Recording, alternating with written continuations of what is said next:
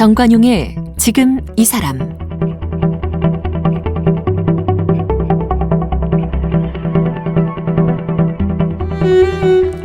여러분 안녕하십니까? 정관용입니다. 어린 시절에 부모님이 곁에 없으면 참 큰일 나는 줄 알았죠. 어린 자녀들에게 엄마 아빠는 그야말로 절대 의지의 대상이니까요. 그리고 부모에게 자식은 다 큰 성인이 돼도 어린아이 같습니다. 밥은 잘 먹고 다니는지, 운전할 때 졸지는 않는지, 회사에서 별 문제 없는지, 연애하는 상대는 괜찮은지 걱정이 꼬리에 꼬리를 물죠. 그래서 자식에게 이런저런 말을 하는데, 그런데 부모의 이런 말은 또 자식에겐 잔소리처럼 들리죠. 특히 딸을 가진 엄마들, 세상이 수상하다 보니까 잔소리를 더 많이 하게 마련이고요. 자, 재치있게 말 잘하기로 소문난 이 방송과 강연가에서 손꼽히는 유인경 기자도 딸을 키우면서 이런저런 말을 참 많이 했다고 합니다. 또 내 딸뿐 아니라 세상의 모든 딸들에게 하고 싶은 말을 모아서 책을 내기도 했는데요. 이번 주는 5월 가정의 달을 마무리하면서 가족을 주제로 얘기 나눠보려 합니다. 오늘과 내일은 딸과 엄마에 대한 내용으로 유인경 기자와 함께하죠.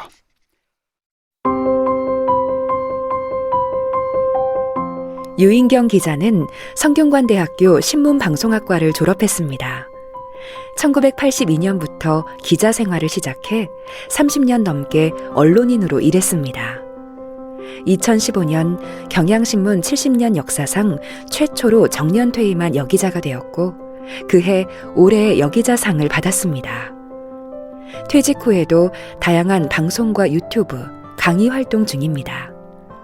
지은 책으로 내 인생 내가 연출하며 산다, 유인경의 해피 먼데이, 대한민국 남자들이 원하는 것, 이제는 정말 나를 위해서만, 내일도 사랑을 할 딸에게, 내일도 출근하는 딸에게, 퇴근길 다시 태도를 생각하다, 기쁨 채집, 그렇게 심각할 필요 없어 등이 있습니다. 유인경 기자 어서 오십시오. 네, 반갑습니다. 네, 먼저 호구조사부터 합시다. 네. 딸 무남동료 외동딸 한 명 있습니다. 딸 하나? 네. 결혼했어요? 네, 결혼해서 이제 6월 가정의 달이 끝나면 아이를 낳을 예정이에요. 이제 제가 할머니가 되는 거죠. 예비 할머니시네? 네. 유인경 기자는 몇 남 몇 여예요? 저는 5남매 막내딸. 5남매? 네. 그러면 그러니까 4남 2녀 6남매였는데 막내 오빠가 이제 일찍 돌아가셔가지고요. 예, 6남매죠. 6남매 막내딸입니다. 위로 오빠 4명, 언니 1명, 제가 막내딸. 그래요. 네. 그러니까 6남매 중에 막내 오빠가 일찍 돌아가셨다고 그랬으니까 네, 예. 어쨌든 성인이 된 후로 보면 남자 3, 여자 2. 그렇죠. 거기에 막내. 네, 예. 그리고 유인경 기자의 엄마는 전업주부셨어요? 일을 하셨어요? 저희 어머니는 이런저런 일들로 저희 아버지 공무원을 하시다가 이제 그만두시고 사업을 하시다가 쫄딱 망하셔서 그 이후로 어머니가 여러 가지 재테크를 하셔서 예, 활발한 분이셨어요. 그럼 일을 계속 하시던. 네, 예. 그럼 어렸을 때는 엄마가 밖에 계셨나요? 저희 어머니 안에서도 하시고 바깥에서도 하시고 이런 일이셔서 제가 어머니의 물리적 결핍감이라든가 정서적으로 엄마는 나를 이해 못해, 오빠랑은 차별해, 이런 거는 잘 못 느꼈던 것 같아요. 네. 학교 끝나고 집에 오면 엄마가 있었다? 계셨어요. 그래요? 예. 저는 없었고요. 돈 버는 일을 하면서도? 네네. 엄마하고 관계는 어떠셨어요? 저는 엄마가 저를 너무너무 사랑해 주셨다고 생각하고, 제가 집안의 귀염둥이라고, 이제, 저는 저 유리한 대로만 생각했는데. 그리고 막내니까 특히 또 그렇게 되죠. 나중에 보니까 저희 착각이었더라고요. 왜요? 저희 엄마는 큰아들에 대한 환상과 애정이, 그러니까 엄마들은 그런 것 같아요. 첫 아이가 아주 경이롭게 사랑스러운가 봐요. 예. 그래서 엄마는 큰오빠를 짝사랑하시고, 저는 엄마를 짝사랑하고. 그래도 저는 제가 사랑받는다고 느꼈기 때문에 아무 불만이 없었어요. 그러니까 본인이 그렇게 느꼈다는 얘기는 네. 엄마가 아무리 큰오빠를 사랑했다 하더라도 예. 모든 자식들한테 골고루 하셨다는 얘기죠. 예, 그랬을 겁니다. 네. 그렇죠. 네. 기억에 남는 건 뭐예요? 엄마와의 관계에서. 저 어머니는 모든 어머니가 다 그러셨겠지만 저랑 약속하신 걸 한 번도 어기신 적이 없어요. 뭐 사줘요. 그러면 사줄 수 있으시면 그래. 그럼 꼭 사주셨고. 그다음에 어떤 얘기를 해도 다 저희가 이제 제일 감사한 건 항상 덕담을 해주셨거든요. 넌 이 다음에 잘 될 거야. 칭찬. 네. 덕담. 아이고 잘했다. 그리고 제가 한 10만큼의 어떤 승리를 했다고 하면 저희 어머니가 100만큼 기뻐해 주셔서 우리 엄마를 기쁘게 해드려야 되겠다는 생각이 좀 어릴 때 있었던 것 같아요. 네. 그래서 그걸 다 충족시키는 딸은 아니었지만 그리고 뭐 어머니 마음에 안 들었어도 그러니까 성적이라든가 별 신경을 안 쓰셨거든요. 그래서 야단 맞은 거는 거의 없어요? 제가 굉장히 칠칠치 못한 성격이었음에도 불구하고 이렇게 나무라지를 않으셨고요. 야. 사실 그 별난 아들들을 키우고 약간의 생계도 책임져야 했던 어머니는 별난 아들들이라면 오빠들은 조금 사고뭉치? 공부는 굉장히 잘했는데요. 학벌들은 뭐 스펙은 너무 좋은데 성격이 아주 까칠하고 반항적이고 막내 동생 괴롭히고. 아니 이거 말씀 들어보니까 그 시절 뭐 5남매 6남매 키우면서 엄마들은 좀 잔소리도 많이 하고 꾸중도 많이 하고 벌도 많이 세우고 보통 그렇게 되잖아요. 근데 엄마 아버지가 저한테 벌을 세우기 직전에 늘 오빠들이 교육을 담당을 해주셨어요. 너 왜 이래? 뭐 이렇게 뭐 밥도 못 먹게 하고 손도 들게 하고 대리 훈육을 오빠들이 해주셔서 저는 이제 오빠에 대한 나쁜 추억이 있고 엄마는 항상 이제 보듬어 주시고 저는 이제 지금 생각해도 경이로운 건 그렇게 많은 자녀를 키우면서 어떻게 지금 요새 유행하는 배달 음식 한번 그때는 배달 음식이라는 개념도 없었죠. 없었죠. 모든 음식을 철에 맞게 제철 음식으로 제철 재료로 다 해 먹이셨을까. 그 시절에는 외식도 거의 안 했잖아요. 예, 어떻게 그 바쁜데 뜨개질 옷을 떠서 입히셨을까. 저는 못 그러거든요.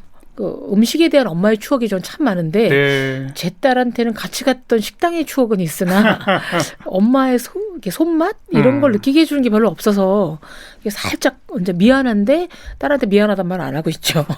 제가 이제 오늘 뭐 가족 소재로 엄마와 딸에 대한 이야기하고 이미 유인경 기자는 딸들한테 보내는 글로 책을 쓴 적도 네. 있고 뭐 그 얘기를 듣고자 하면서 호구조사로 거슬러 유인경 기자의 어머니를 자꾸 물어보는 게 네.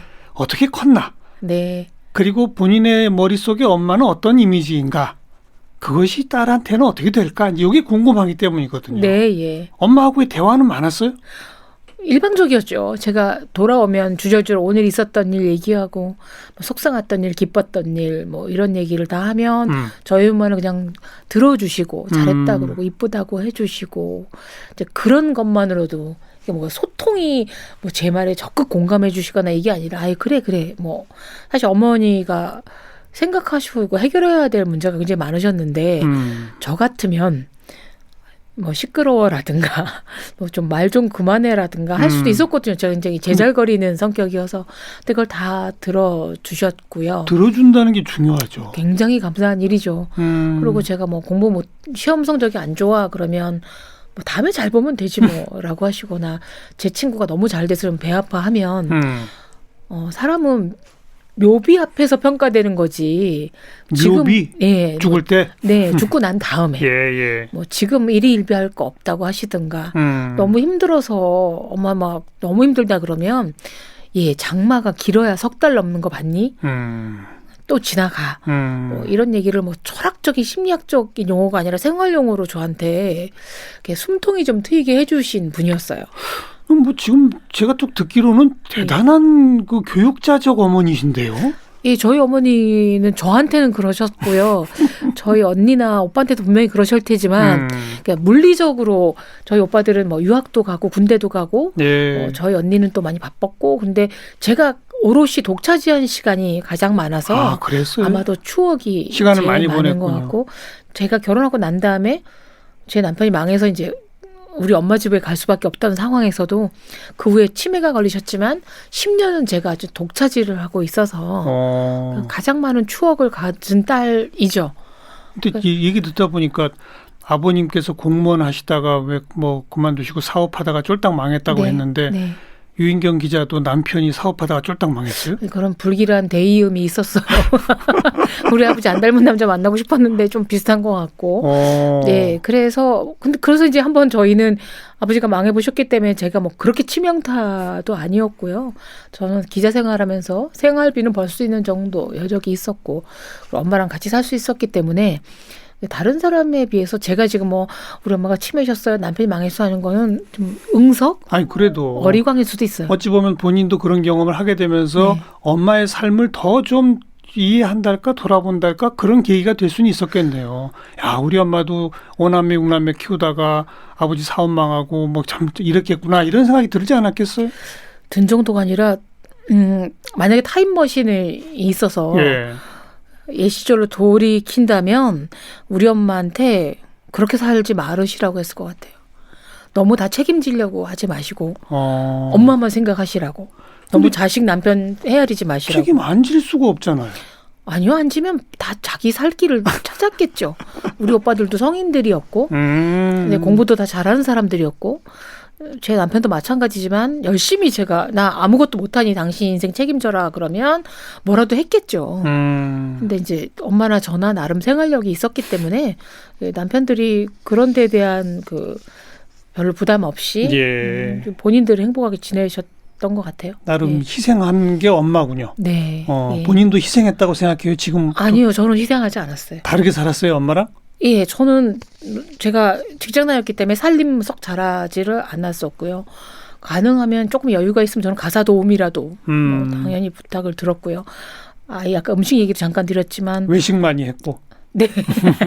아이가 카레 먹고 싶다면 재빨리 즉석 카레를 해주는 엄마였지 뭐 카레 가루 볶고 뭐 이런 거는 안 하는 엄마였어요. 저는 최선을 다하는 엄마라기보다 저한테 최적화된 상태를 만드는 그게 어머니가 주신 교훈이에요. 우리 엄마가 이렇게 열심히 사셔도 그렇게 헌신을 하셔도 결국 치매 환자가 되시는구나. 근데 우리 어머니가 좀 더 이기적이고. 그럼 엄마가 반면교사가 된 거구나. 네. 엄마처럼 살지 말아야 된다는 건 엄마가 잘못하셨다거나 바람직하지 못한 삶을 사셔서가 아니라 너무 지나치게 이타적이시고 본인 생각 안 하고 너무 본인을 생각 안 하셨기 때문에 그렇게 저부터 살고 봐야 되겠다라는 생각이 들어서 영양제도 챙겨 먹고 저는 자, 어쨌든 기자 생활 하면서 또 글도 쓰고 방송 출연도 하고 누구 못지않게 바쁜 생활을 하고 정년퇴직까지 한 거 아니겠습니까? 그러다 이제 결혼해서 애가 태어났는데 나는 기자니까 굉장히 바쁘잖아요. 그때 애는 누가 키웠어요, 처음에? 저는 참 감사하게 제가 결혼하자마자 아이를 낳고 회사를 퇴직했습니다. 그래서 그랬어요? 네, 3년 정도 전업주부 시절을 가졌어요. 그러니까 요새 흔히 말하는 경력 단절 시절이었는데 그게 제가 무슨 경제적으로 뭐 어렵고 뭐 이런 이해타산을 따지지 않을 수가 있는 환경이었어요. 그땐 남편이 돈을 잘 버는 청년 사업가 시절이었고 저도 뭐 꼭 이 일을 내가 해야 되겠다. 이 경력 단절되면 다시 사회에 못 나올 거야라는 불안감이 없었어요. 그만둬도 된다고 생각했었거든요. 그래서 3년 후에 이제 다시 너무 운이 좋게 애 엄마란 이유만으로 이제 주부 경력 기자로 들어갔었는데요. 문제는 다시 복직을 하고 난 이후에 이 아이와 보내는 물리적 시간도 너무 적고 할 일이 너무나 많고 사실 기자건 뭐 작가 뭐 어떤 직업을 통틀어서도 엄마란 일이 제일 힘들더라고요. 그렇겠죠. 생각해보면 왜 노벨상에 노벨 엄마상은 없잖아요. 수많은 상을 왜 안 줄까? 그러니까 계량화도 할 수 없지만 노력하고 최선을 다하고 훈련한다고 되는 게 엄마가 아니더라고요. 그러니까 모성이라는 걸 너무 모성 신화로 강조하지만 모성이 없는 분도 있다고 해요. 많은 학자들이. 근데 안 할 수가 없잖아요. 책임감이 있잖아요. 그래서 책임을 다한다라는 것도 선이 없잖아요. 그래서 그 경계선이 없기 때문에 저도 뭐 자충우돌을 했고 저는 축복이 좋은 엄마와 좋은 딸을 만났어요. 딸이 알아서 잘 컸어요. 예, 너무 애가 저런 엄마를 믿고 살면 안 되겠다라는 걸 일찍이 깨달아서 굉장히 자립적이고. 근데 태어나서 3살 될 때까지는 엄마랑 오롯이 살았잖아요. 네. 근데 유치원 뭐 가기 시작할 요 때부터 엄마가 없어진 거네요. 그렇죠. 어린이집 갈 무렵에 이제 없어진 거네. 분리 를 한 거죠. 그래서 처음에는 막 울고불고 엄마 뭐 신문사 끊으라는 둥 뭐 이런 얘기도 했었는데 지금은 윤여정 선생이 이제 오스카상 타면서 제가 상을 타게 된 배경이 끝까지 돈 벌기 위한 아들 덕분이다. 그 말 라고 했죠. 소감을 했잖아요. 나가서 일하라고 자꾸 예, 했다. 그걸 보고 제 딸이 엄마 들었지. 엄마도 나를 위해서라도 90살까지는 일해라는데 일해라는 게 결국은 돈 벌라는 뜻인 것 같아서 고맙기도 하고 응원인 것 같기도 하고 약간 저주인 것 같기도 하고 뭐 그렇습니다. 그런데 자기는 이제 어떤 엄마가 돼야지라고 결심하고 그렇게 한 거예요? 아니면 그냥 좌충우돌 살다 보니 이런 엄마가 되어 있었던 거예요? 저는 모든 인생에 그렇게 뭐 준비하고 계획하고 의미를 두는 사람은 아니고 사실 매일매일 그러기가 쉽지 않죠. 그 일고사 보듯 시험지 풀듯이 매일매일 시험을 친 것 같아요. 근데 시험을 거부한 적은 없어요. 점수가 낮더라도 어쨌든 시험은 풀었어요. 네. 그래서 우등생이 아니어도 할 수 없는 거고요. 제 주변에도 너무 최선을 다한 엄마들이 참 많은데 나중에 허허태 하시더라고요. 이게 뭐지? 내 삶은 어디 갔지? 뭐 빈둥지 증후군도 오기도 하고. 그리고 제가 딸에게 최선을 다해도 그게 아이가 최선을 다해 받아주지를 않아요. 그렇죠. 네, 너무 지나치게 강요한다, 뭐 어쩐다. 오히려 간섭이라고 그렇죠. 느낄 수 있고. 뭐 등등이어서 상호 좀 편안한 상태에서 하면 덜 상처받고. 그리고 지금은 뭐 딸이 제 스승인 지경에 이르렀기 때문에 하다못해 뭐 인터넷에서 뭐 주문하는 것도 다 딸한테 배워야 되거든요. 이 신문물은 그렇죠. 네. 그래서 걔한테 매일 굉장히 뭘 물어보고. 예, 막 너무 존경 어린 목소리로 이거 어떻게 하면 돼. 그래서 딸 덕분에 뭐 배달도 시켜 먹고 뭐 인터넷 책도 주문하고 뭐도 하고 해서 거의 사부님으로 이제 모시고 있죠. 뭐 예. 지금은 뭐 이미 결혼도 했고 예. 뭐 곧 그 친구도 애 엄마가 되는 거니까. 네, 예, 그런데 그 자라는 과정에서 네. 무슨 큰 충돌이나 뭐 이런 건 없었어요? 특히 뭐 애 사춘기 때 이럴 때 어땠어요? 걔가 사춘기였고 제가 갱년기가 겹쳤을 때도 너무 고맙게 둘 다 간헐적 동갑력들이 있어요. 그러니까 저도 바빠서 제가 갱년기인지를 몰랐고요.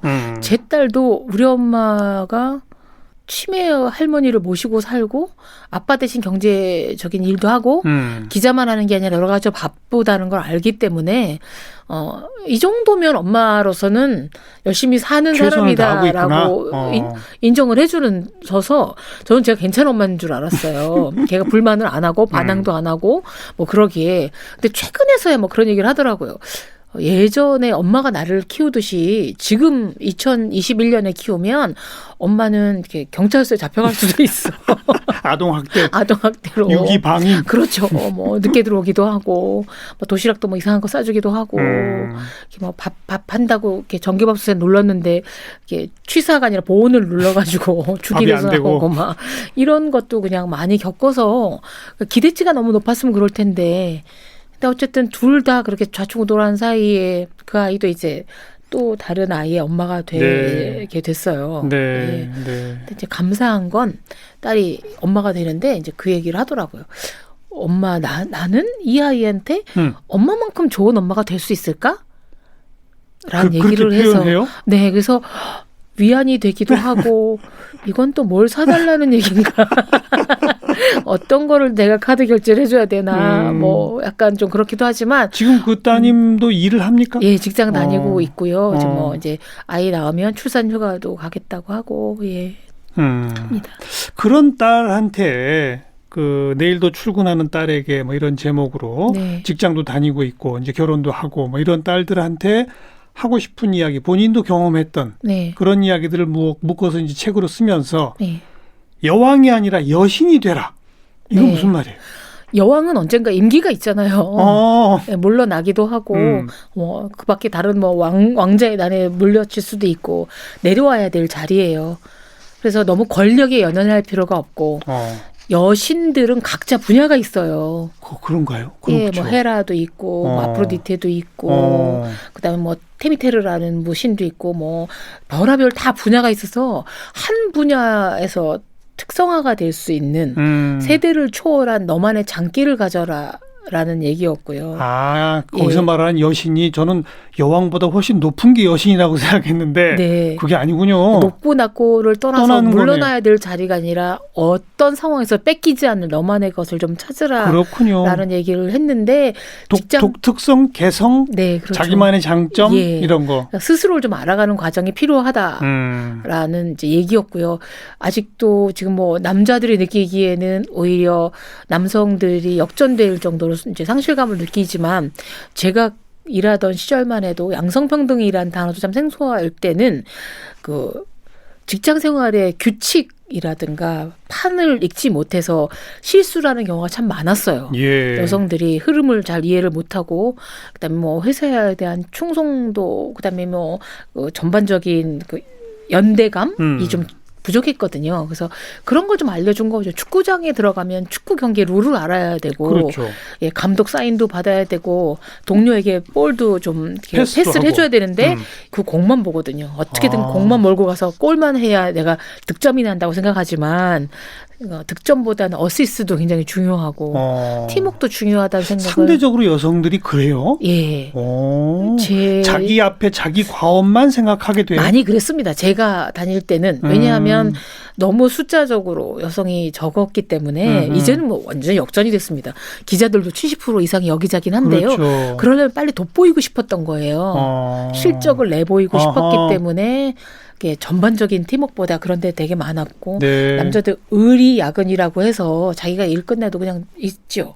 집에 들어가기 싫어서 그런 것도 있겠지만 근데 여성들은 자기 일 끝나면 빨리 가고 싶거나 가야 하거든요. 그래서 그럴 때 되면 이제 나중에 인사 고가 평가에는 뭐 성실치 않음 내지는 사회성이 부족한 그렇죠. 뭐. 그런 있으니 어차피 직장에 이런 룰에 왔으면 좀 신경을 써라라는 이제 어느 책이나 네. 어떤 직장에서도 미리 알려주지 않는 얘기들 경험해봐서 제가 많이 속상했던 얘기들을 해줬는데 그게 좀 반응이 좋아서 잘 팔렸고 작년부터 일본에서도 팔리고 있습니다.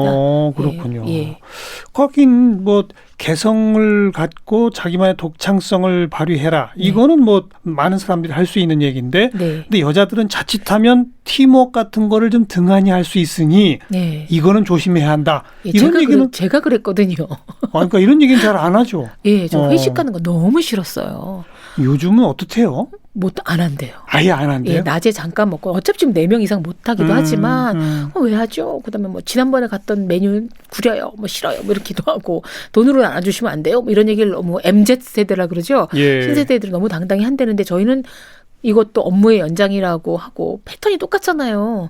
삼겹살 먹고 그다음에 노래방 가고 뭐 맥주 리까심 이런 거에 휩쓸리고 싶지 않았는데 근데 그런 것도 갔어야 됐고 그리고 또 인생은 불공평하다. 예. 이 말을 꼭 가슴에 새겨라. 예. 그건 또 왜 그랬어요? 제가 선택해서 태어나는 삶이 아니죠. 예. 제가 뭐 영국의 공주로 태어나고 싶어도 그렇게 되는 것이 아니고 그다음에 뭐 DNA도 그렇지 않고 여러 가지 불공정, 불평등한 거는 너무 당연해요. 그렇지만 인생의 묘미라는 건 그 불평등함과 공정치 못함을 이제 얼마든지 역전할 수 있는 기회가 생기더라는 거죠. 저도 막내딸이어서 이유 없이 오빠들한테 많이 구박받고 학대받고 본인은 이유 없이 구박과 학대라고 생각하지만 오빠는 이유가 있으셨겠죠. 그래서 오빠 덕분에 많은 참을성을 가졌지만 그런데 역전이 된 건 뭐냐면 저희 오빠들이 이제 다 은퇴를 하시고 노인이 되셨잖아요. 제가 60대가 됐으니까. 근데 제가 밥을 사고 예, 그다음에 저한테 어려워하시고 아직도 사회생활 하는 사람 예, 저밖에 또 대중적 없고. 셀럽 예. 스타니까 그거는 전혀 무시하시지만 엄마 모시고 살 때는 특히 더 했죠. 그렇군요. 예, 엄마를 자기 집에 모시고 가라 그럴까 봐 제 눈치를 많이 보시고 역전이 되더라고요. 그래서 가족 내에서도 그렇지만 사회에서도 얼마든지 좀 의지와 노력에 따라서 다 달라지는 거고. 그러니까 세상 불공평하다고 막 불평불만만 늘어놓고 이런 게 가장 안 좋은 거다. 그거로군요. 불평등, 불공정에서 본인의 어떤 의지라든가 뭐 분발력들은 생기지만 투덜거리기만 해서는 아무도 해결해 주지 않는 거거든요. 예, 그다음에 저는 기자여서 정말 뭐 정관영 선생님도 마찬가지겠지만 별의별 분 다 만나시지만 정말 거물이 좀 있으면 고물이 되기도 하고 예, 굉장한 분들이 뭐 불과 얼마 전에 뭐 마이크로소프트 빌 게이츠의 이혼 소식이 예. 알려지면서 전 사생활까지 드러나는데 뭐 그렇게 다 되는데 우리가 빌 게이츠의 재산만 갖고 이렇게 막 흥분했던 사람들은 아 이분도 이런 아픔이 있구나라는 걸 느끼게 되는지라 다른 꽃밭을 구경하지 말고 자신만의 꽃밭을 좀 가꾸는 게 좀 지혜가 필요할 것 같아요. 저는 한 50이 넘고 나서야 저도 이게 좀 가능했던 일이거든요. 근데 딸들은 그 20, 30대에 그걸 알아들을까요? 잘 못 알아듣고 왜냐면 지금은 더욱더 인터넷에서 친구가 다니는 회사의 연봉 금방 알아요. 저희는 예. 다른 데서 얼마 받는지 몰랐거든요. 그다음에 살고 있는 집의 가격 예. 뭐 이런 게 너무 투명하다 보니 비교가 너무 빠르게 상대적 되죠. 박탈감이 너무 심하고 불공정하다라고 하겠지만 근데 역전할 기회가 많은데 체험해보지 않고서는 잘 몇 마디 말로 그렇게 깨우쳐지진 않아도 그거예요. 바로 그거예요. 네. 아무래도 그래도 불평분만하고 넋두리하고 신세한탄하고 뭐 이렇게 되게 되지. 네. 그 시간에 오히려 오롯이 자기 것을 위해서 뭔가 투자하고 노력하는 예. 이게 오히려 정말 50대 이상 돼야 그걸 깨닫는 거 아니에요? 그렇죠. 그래서 이제 물론 인생은 선행학습할 필요는 없지만 그래서 조금 주워들은 말이 있으면 아 그때 엄마가 한 말씀이 이 말이었구나 선배님이 하시던 말씀이 이거였구나가 깨닫는 뒤늦게라도. 타임이 오면 조금은 더 일찍 깨닫지 않을까 하는 생각이 들어요. 네. 지금 쭉 얘기를 듣다 보면 딸한테 해주는 이야기들이 본인 스스로의 경험에서 비추어진 네. 내가 살아보니 내가 이걸 잘못했더라. 그렇죠. 그러니까 결국은 자기 반성문이에요. 오답지라고나 할까요? 이렇게 문제 풀어서 완전히 틀렸어. 그러니 너는 이 오답은 적지 말아라. 정답은 제가 제안할 수 없죠. 인생에도 정답은 없으니까요. 예. 어떤 인생의 경험에서 어떤 오답들을 또 했고 네. 그것을 딸들에게 줬는지 오늘 이 시간이 부족해서 다 들을 수가 없어요. 네. 내일 또 마저 그 얘기도 듣고요. 예. 그리고 이제 그렇게 오답들을 한참 쓰다가 이제 좀 중년 게다가 이제 노년으로 접어들면서 네. 이젠 또 세상 깨닫게 되는 것들이 있지 않습니까? 네. 그 얘기도 좀 마저 나누도록 하겠습니다. 네. 저는 60이 넘고 나서 제가 제일 잘못했던 거는 일상에 늘 깔려있는 기쁨, 즐거움을 너무 이렇게 무시쳤다라는 거죠. 그래서 그 소소한 매일매일, 그러니까 왜 최후의 웃는 자가 최후의 승리자가 아니라 어떤 기쁨과 즐거움들이 뭐 이렇게 바로 주변에 있는데 놓쳤을까? 커피 한 잔을 마셔도 음미하면서 마시는 사람과 그냥 커피구나 하고 마시는 사람은 좀 다른 거죠. 그래서 뭐 최후의 웃는 자가 최후의 승리자가 아니라 매일매일 웃는 자가 승리자라는 말을 들었는데 그 말이 맞는 것 같고. 알겠어요. 예. 그 얘기까지 포함해서 네. 내일 또 만납니다. 네.